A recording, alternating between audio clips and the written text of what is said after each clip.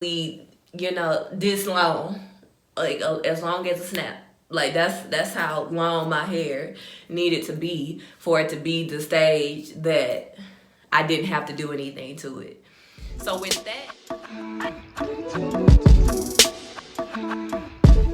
so I've been meaning to make this video for well over a year probably. I just really wanted to take a little bit of time to talk about some of the things that I discovered after I cut my hair. So I'll put some pictures up about what my hair used to look like when I cut it off. So one day I just woke up and took scissors to my head. I imagined cutting all my hair off one day.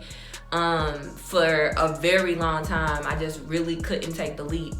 And one day I was just at home and I said, well, if I take scissors to my head right now, then I can't look back. And that's exactly what I did. I got some scissors and I said, yep. And so that was me deciding that I was just not gonna deal with my hair anymore. I just wanted it to be easy. I don't like feeling hair on me. Some of you may know that already. I don't like hair, really. I don't like really dealing with it. I just do it because I have to. So I always wanted to just cut my hair off super short and just said, I'm just wear it short so I don't have to deal with it. This video is specifically about how it's really important that you know how your hair behaves before you chop it off. This is not for the people who are going to natural, who are doing a big chop, their first big chop. Not for y'all. Y'all gonna have to chop off those relaxed ends, sis. You just gotta take that leap. But this is not for those people. This is for the people who are natural, and are considering just chopping it off so you can just have an easier life. First thing that you must know. I thought that I was gonna have that hair where I could just wash it, it would curl up. It had those little dainty curls, all soft and wispy. No. That's not how my hair operated. When I cut my hair off, I actually had to do my hair more than I do with hair on my head. Because when it's like this, I sleep on it. It maintains some curl definition. The next day, I fluff it out and I keep going. When it's that short for my type of hair, I sleep on it, that thing be flat, matted to my head, ain't no curl. What curl? Ain't none, okay? So I would have to redo my hair every single day. I have a video that I posted, I think it's my first ever video on here. It was me doing that process where I put all the product in there and I individually go through. And I would have to do that every day. And for those of you who are wondering, a sponge did not work. I couldn't sponge it. My hair was too soft.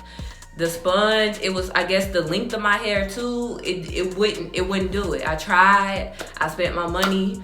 Did not work. So I quickly realized that I actually have to do my hair more when it's short like that. When it's about this long, you know. I also realized that in order for me to have the hair that I didn't necessarily have to do every single day, I would have to go way shorter than those little dainty curls. I would have to go to where it's basically, this long, like as long as a snap. Like that's how long my hair needed to be for it to be the stage that I didn't have to do anything to it. So with that, another issue I ran into was that I liked my hair dyed. I wore my hair bleached a lot when it was short. I didn't like my hair dark, which is ironic because now that's all I want. I didn't like my hair dark, so I liked it dyed. The issue with having dyed short hair is that you have to dye it or bleach it way more often, because as your roots grow out, all your hair is roots. Your whole head is roots. So your roots grow out and that's all your hair. And when I do my weekly or bi-weekly haircuts, it'll be patchy with wherever I bleached it in contrast to the new growth, the dark hair, it'll be patchy because obviously every part of my hair does not grow at the same rate. You know, like these are things you just don't think about. So I had to constantly re-bleach my hair, which is just, of course, the worst. So, which means I had to constantly make sure it's moisturized. It was just a lot. It got out of hand super fast to where I had to constantly buy more bleach. I had to constantly cut it. So that's the other issue. If you want to keep it that low, you gotta keep cutting it. And I'm really cheap, so I didn't want to go pay nobody to cut it. I was about to do all them designs because I didn't want to go pay nobody to do the designs. So it really took a lot for me to realize that what I thought would be way easier was just not the case. And what I wish I had known, which I had seen videos of people saying that you actually do have to do your hair way more often when it's short. But I thought it wasn't me. It wouldn't be my issue because their hair would be like tapered, so they still had to do the middle, you know, stuff like that. I'm like, my hair's not tapered. It's just short all around. It gotta be some quick wash, put something in there and go. No, not at all. I had to wake up every single day and do my hair. I was constantly worried. I'd be over people's house and like I didn't want to lean too far back or just chill on the pillow because when I would put my head up, all my curls would be flat. It was actually way more to deal with than when I had a full head of hair, which is why I chose to grow it back out. So the things I just want you to really consider for all you people that want to be bald, I did love how it looked. I loved how it looked, but things to consider your hair type. Consider the resilience of your hair type. Honestly, if I had a 4 type hair, much more resilient, and I probably could have been able to use a sponge every day with that type of hair too. Much more resilient. So when you manipulate it, it is way more likely to stay that way. When I manipulate my hair, whether it's short or not, like if I do a twist out or anything, my hair is not resilient enough to maintain that pattern that I manipulated it into.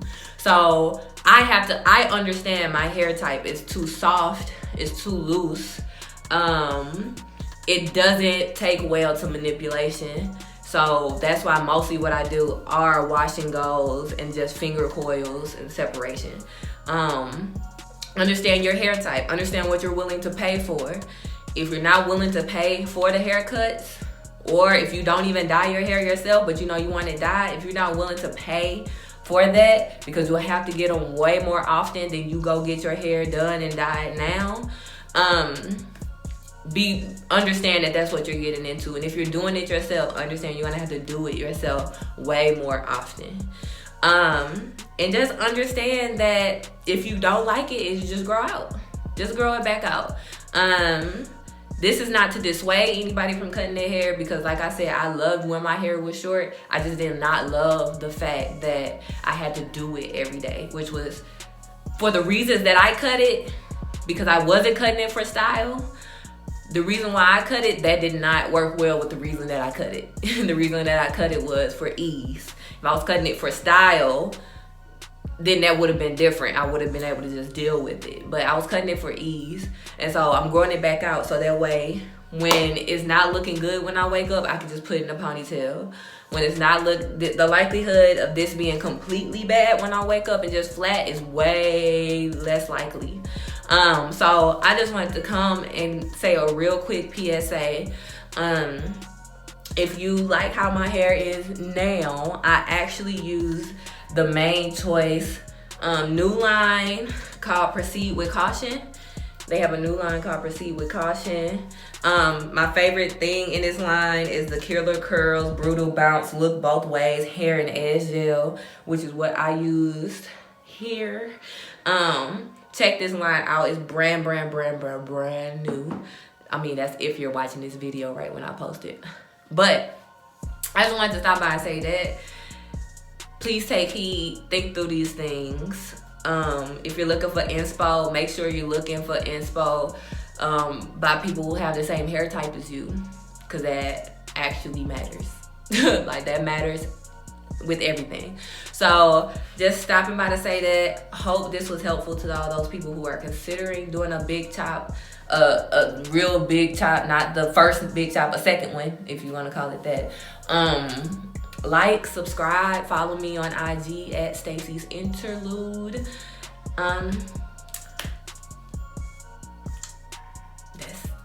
That's it.